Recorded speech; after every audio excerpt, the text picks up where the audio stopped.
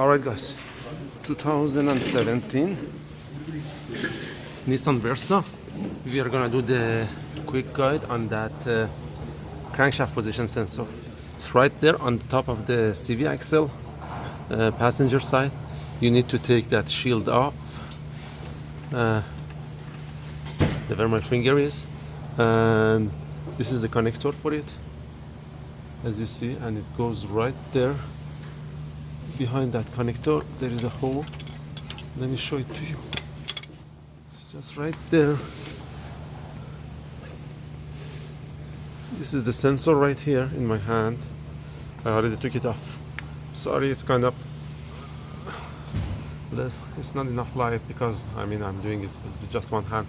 So anyway, just to give you a quick guide, take that shield off, disconnect the connector, and use the 10 millimeter.